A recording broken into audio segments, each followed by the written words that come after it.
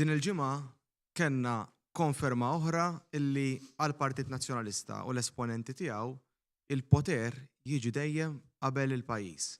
L-interess u l-avvanz personali jiġi dejjem qabel l-interess nazzjonali. Priorità waħda għandhom illi jaħdmu kontra pajjiżna kif għamlu fl-aħħar 5 snin. U din il-ġimgħa stess, wara li kellna lill-Europarlamentari Nazzjonalista David Casa, illi jiddikjara bla tlaqliq ta' xejn u jirrepeti illi jrid jagħmel gwerra fuq il-Maltin, illi jrid jaħdem bil-mezzi kollha biex itellef lil pajjiżna mill-fondi Ewropej u l-investiment illi jsir bl-istess fondi Ewropej. Issa ħareġ Peter Aġus jiftaħar illi kiteb lill-Kummissjoni Ewropea biex bl-istess mod tnaqqas jew taqta'na jew tċaħħad lil pajjiżna mill-fondi Ewropej. Però qar minn hekk mar pass oltre.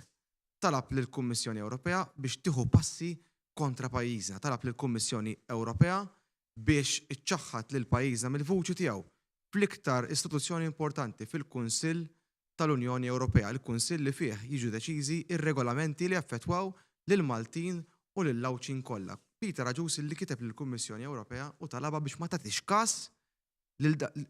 każ dak li jgħid il-Gvern Malti, ma tagħti widen biss lil dawk li jgħidu dak li jgħidu l-esponenti li huma qrib tal-Partit Nazzjonalista.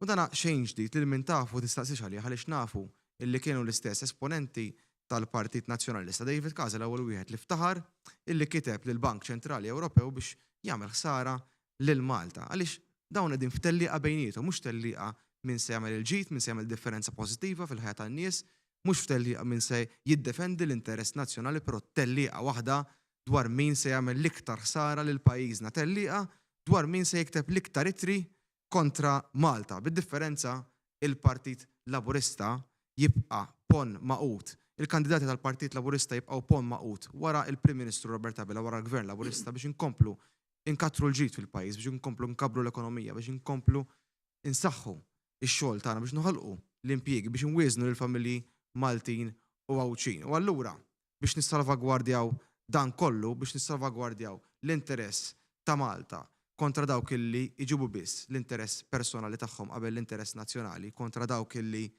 qegħdin f'tellieqa biex jagħmlu ħsara lil pajjiżna, kontra dawk illi fl-aħħar 5 snin għaddew 14 riżoluzzjoni kontra Malta, dejjem kontra Malta x'ma jifilħux jaraw aktar rapporti pożittivi fuq pajjiżna, ma jifilħux jaraw rapporti tal-Kummissjoni Ewropea u istituzzjonijiet oħrajn illi jfaħru riformi kbar illi wettaq Gvern Laburista, riformi koraġġużi illi wettaq u li se jkompli wettaq Gvern Laburista. L-unika għażla hija li fit-8 ta' Ġunju noħorġu nivvotaw beħġarna lil kandidati kollha tal-Partit Laburista għaliex huma biss il-kandidati tal-Partit Laburista li huma garanzija illi insaħħu lil Lawċin, illi insaħħu lil Maltin. Grazzi ħafna. Partit Laburista ferm differenti minn hekk. Għalina l-priorità tibqa' dejjem l-interess tal-poplu Malti u Għawċi kollu. Naħdmu dejjem biex il-ħajjiet tal-Għawċin u l-Maltin dejjem ikunu fl-aħjar pożizzjoni. Li naħdmu favur il-Maltin u l-Għawċin huwa xi ħaġa naturali għalina il-kandidati tal-Partit Laburista flimkien mal-Partit Laburista kollu. Dan sar bil-fatti. Insemmi kif fl-aħħar snin il-Kummissjoni Ewropea u esponenti nazzjonalisti tkellmu għatih dwar is-sistema tal-pensjonijiet. Iżda aħna kburin li saħħaħna l-pensjonijiet għal sena wara sena. Bl-akbar żidiet li qatraw il-pensjonanti tagħna.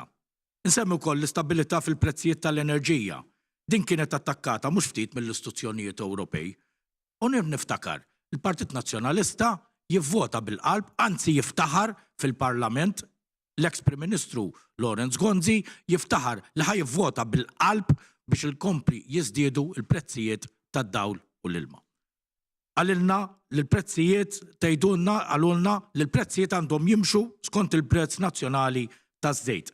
Ma smajniex minnhom għaliex konna konfidenti li l-fiduċja li nbagħtu prezzijiet tal-enerġija stabbli kienet se tkun il-bażi tas-suċċess ekonomiku. Għalhekk żammejna l-prezzijiet stabbli anke meta madwar l-Ewropa kollha minħabba l-gwerer li huma anke mejjuna bi flus Ewropej li mbuttaw għalihom il-Partit Nazzjonalista. U fis-snin li ġej, jekk il-poplu jtina l-fiduċja, se nkomplu fuq dan kollu. Se naħdmu biex naraw li l-akbar allokazzjoni ta' fondi Ewropej li ġiet negozjata mill-Prim Ministru titħaddem bl-aqwa mod. U se naraw li pajjiżna ma jkun svantaġġjat sempliċiment għaliex qiegħed fil-periferija tal-Unjoni Ewropea u minħabba realtajiet ġeografiċi oħra. F'dan ir-rigward il-ħidma tagħna se tiffoka fuq osma bħal konnettività bl-ajru u bil-baħar, għaliex din taqadna ma' pajjiżi oħra u ċavetta biex inkomplu nikbru ekonomikament. U fil-waqt li se nkomplu naraw li niġġieldu t-tibdil fil-klima b'investiment fir-rinnovabbli, irridu naċċertaw irwieħna li dawk il-miri stabiliti fi Brussell ikunu realistiċi u jagħmlu sens u ma jkostigawniex b'impatt soċjali u sproporzjonat. Fl-aħħar nett ħanaraw li ssir ġustizzja fis-suq uniku biex foqsma bħal prodotti mediċinali ma niġux żvantaġġjati meta kkumparati ma' stati membri oħra. Dan kollu rifless fil-manifest elettorali li ppreżentajna lill-poplu. U għalhekk fit-8 ta' Ġunju rridu naraw li nagħtu s-saħħa lill-Maltin u s-saħħa lill-Lawċin. Vot qawwi u b'saħħtu lill-kandidati kollha tal-Partit Laburista kemm tal-Kunsilli Lokali kif ukoll tal-Parlament Ewropew. Grazzi.